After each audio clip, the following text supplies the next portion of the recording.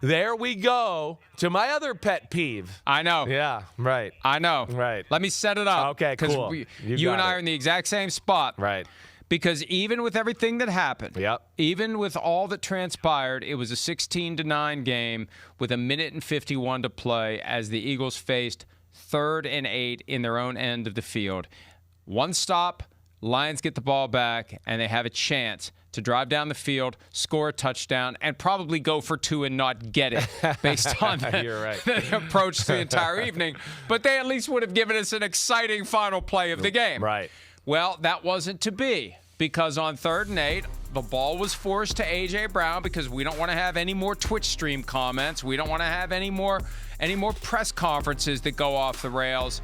And Rocky Sin makes the stop. If anything, Rocky Sin thinks that A.J. Brown pushed off on him right there. It turns out that is determined to be defensive pass interference. Let me say it again. That was determined to be defensive pass interference. And whatever happened to keeping the flags deeper in the pockets when the game's on the line?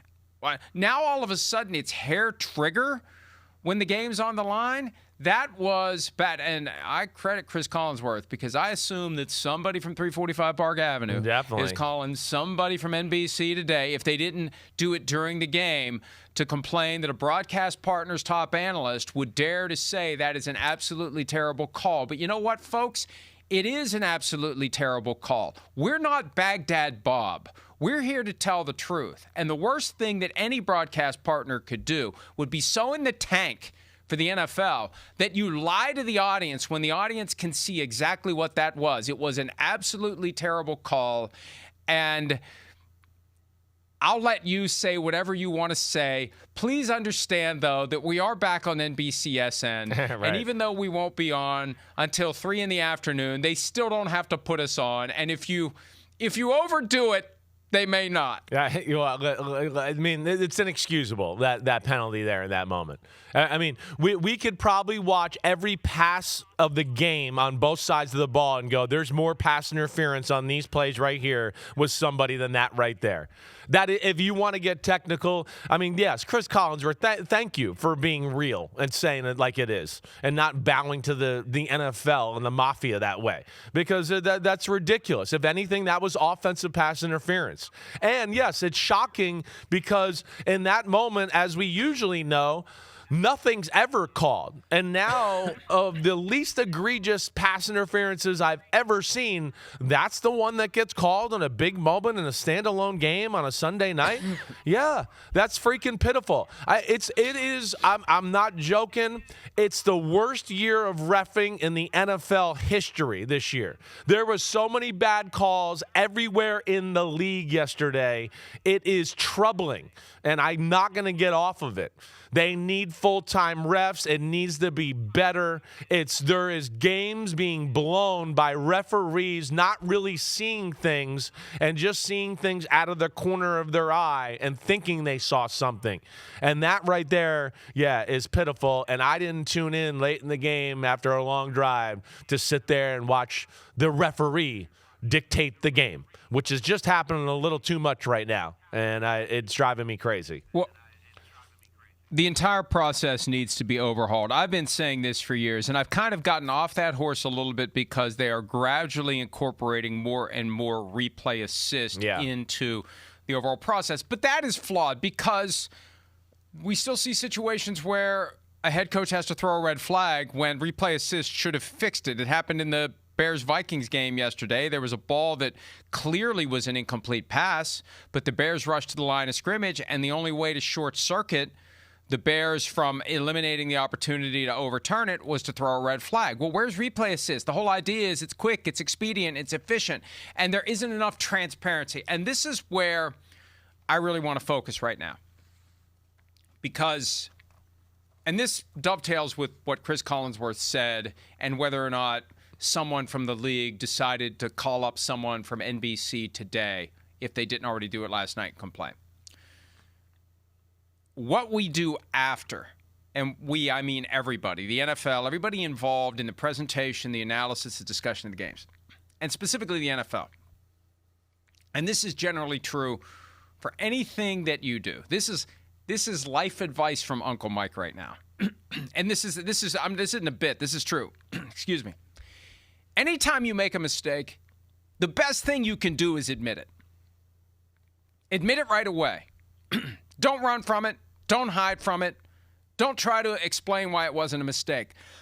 Excuse me. Just admit it. And I say that because after the game, and this is the NFL's process, they don't make anyone available to the media for a press conference. They'll let someone from the media interview, excuse me, I got to get through this cough, the referee and ask a limited number of questions about whatever the topic of interest may be. So Zach Berman at The Athletic spoke to Alex Kemp last night about this call. Only about this call. That was the only reason you'd want to talk to a member of the crew. Now, it wasn't the person who threw the flag. It's the guy who's in charge of the crew. The person who threw the flag doesn't have any accountability to answer the question. And we see this all the time. The pool report is useless.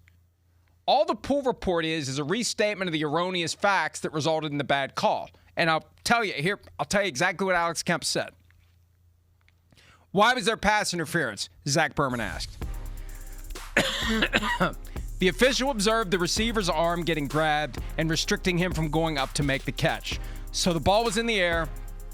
There was a grab at the arm, restricted him, and he called defensive pass interference. Okay, yeah. Baghdad Bob. That's what that is. That's pissing on my leg and telling me it's raining. We want to know that a mistake was made. We want acknowledgement the mistake was made. That's all we want. And it's better to say nothing, Chris, than to do that. Either admit the mistake or shut up.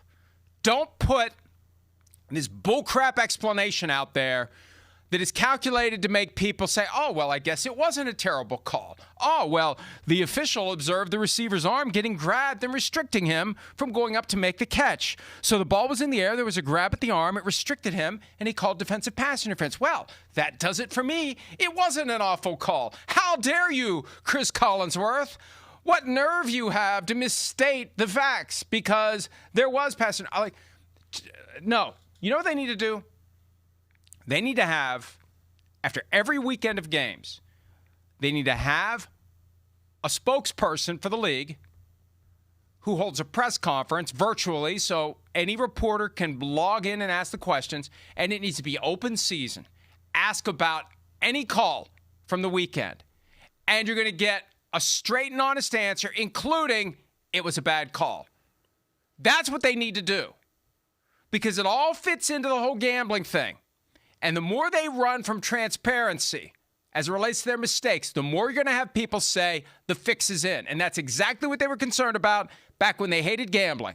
It's exactly what the commissioner said. Normal incidents in the game are going to spark suspicion that the game is rigged. I'm paraphrasing, but that's what he said. Yeah, right. No, I hear you. A better way to be honest when you make a mistake and not, oh, how dare Chris Collinsworth say that he made a mistake. No. We need to come out and say we made a mistake because otherwise people are going to think the game is rigged. Well, yeah, I'm sick of a little bit of like people trying to think everybody's stupid. And I'll just say this, and then they're stupid, and they won't really realize it. It's condescending. It's disrespectful a little bit, right? To people like me, Jason Garrett, Chris Collinsworth, you've been watching football forever, anybody out there, right? Like, no. I listen, whoever the referee was, I watched more football than you. I know better than you. I'm sorry. So you're playing me for stupid. I don't like that. The other thing is you look stupid on top of that. Well, yeah, everybody. And then everybody. You they look think everybody's stupid. And to your point, I think you look stupid. You make yourself look stupid because it makes it look like you don't know football and don't know the rules of the game. That's what it makes you look like. That statement right there, it makes me go, well, they don't know football then. They don't know pass interference. Maybe we need to reevaluate those guys right there because that comment's so erroneous that maybe they shouldn't really do the job. They're not qualified. That, to me, is the other aspect of it. And that's where, yeah, I'm not going to back down from it. I'm not going to back down from this referee thing at all until it gets fixed. It's ridiculous. It's all over the place. Yesterday was crazy. There's so many that I'd love to do a whole show on all the bad calls the referees made yesterday, all over the league. It was ridiculous. And it's ridiculous every week, and they get away with it, and it shouldn't be that way. Well, look, they need to have full-time officials. Yeah. Because and some of the people like it shouldn't be that way. All this stuff that we have to deal with, and we got to be careful what we say. We can't make this person mad, and we got to make this person happy. Like, they don't want to call out the officials publicly because, we don't want to upset them. Well, whatever you're going to do privately, why is it a secret? They're going to get downgraded for making that bad call. Whoever decided that was pass interference is going to get a negative for that play, and it's going to affect that person's ability to be in line for postseason assignments. That's how it works. Why are you hiding it? And why is there this circling of the wagons? And again, if you hated gambling and weren't stuffing your pockets with every last gambling dollar you can get and weren't allowing your owners to own up to 5% of companies that operate sports books, that'd be one thing. But you can't have this both ways. You can't grab all the cash you can from gambling and then continue to be unreasonably secretive and cheap when it comes to the officiating, because that's all it is. It's cheap. The NFL is cheap. They're too cheap to pay people to be full-time officials because you have to pay them enough to get them to give up their other jobs that help subsidize their total revenue so they can do both. Most of these folks have 2 jobs, and they're working 2 jobs all week long. They're working 2 jobs, and they tap out on Friday and go to wherever the game is, and then they come back and they work their other job, and they got to catch up. Like, they're in a blender the whole year. Pay them to be full-time officials. Pay them to give up the jobs they have. Bring them to a central location the middle of every week, and we're going to have in this room with all the officials here, we're going to go over every play from the week that was and make sure we have transparency and consistency in all of these plays.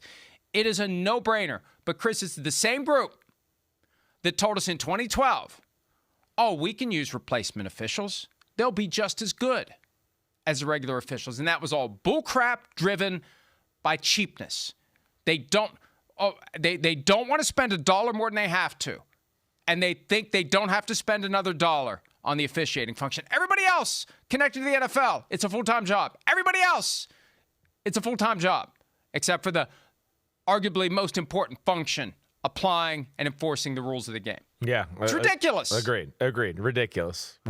All right, we beat it to death. Let's go. We got to take a break. Kristen wants us to take a break. Listen. No, I know that. I'm just saying, We're not. No, yeah. Don't say we beat it to death. We're going to keep beating it until they do something about it. All right, let's do it. Right? Yep, you're right. Because we're setting the stage by ignoring this and playing these games. They're setting the stage for the kind of gambling scandal that's going to kill the golden goose potentially, or at a minimum, make it very, very sick. And that splashes onto us who love the game. I don't want that to happen. That's why I wrote Big Shield. I don't want that to happen. I want people to understand how it can go sideways. And if they keep playing it cheap with the officiating and don't fix these issues, something's going to come along and they're going to be surprised. Oh, we didn't know that could happen. Bullcrap. You knew it could happen.